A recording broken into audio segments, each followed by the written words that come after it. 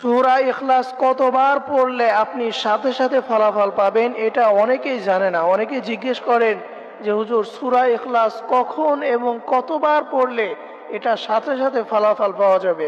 এটার জন্য সবথেকে ভালো যে সময় সেটা হচ্ছে শুক্রবার দিন আসরের নামাজের পর থেকে নিয়ে মাগরিবের আগ মুহূর্তে। এই সময়টুকু আপনি যদি সূরা ইখলাস পাঠ করতে পারেন তাহলে সাথে সাথে এর ফলাফল পেয়ে যাবেন।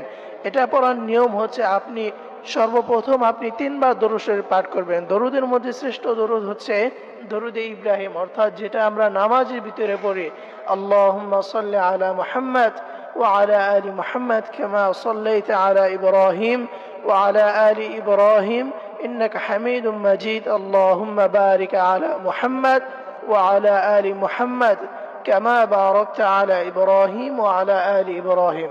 আপনারা এই দরুদটি পাঠ করবেন, অথবা আপনি যদি এটি না পারেন তাহলে আপনি ছোট্ট দরুদ সাল্লাল্লাহু আলাইহি ওয়াসাল্লাম এটাও পড়তে পারেন। আপনারা হাতে গুনে গুনে 3 বার দরুদ শরীফ পাঠ করবেন। এরপরে আউযু বিল্লাহি মিনাশ শাইতানির রাজিম এবং বিসমিল্লাহির রহমানির রহিমের সাথে আপনারা সূরা ইখলাস হাতে গুনে গুনে 11 বার পাঠ করবেন এবং শেষে আবারও 3 বার দরুদ শরীফ পাঠ করবেন।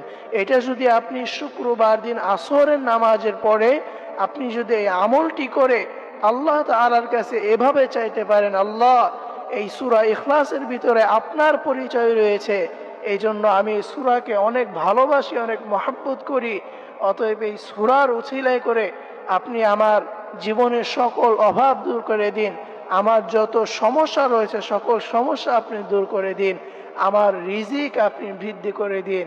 তাহলে আল্লাহর কসম করে বলছে, আপনি যদি এইভাবে আমল করে আপনি যদি আল্লাহর কাছে বলতে পারেন, ইনশাআল্লাহ ইনশাআল্লাহ আল্লাহ রাব্বুল আলামিন অবশ্যই আপনার সকল সমস্যা দূর করে দিবেন এবং আপনাকে রিজিক দ্বারা ভরপুর করে দিবেন। সুবহানাল্লাহ।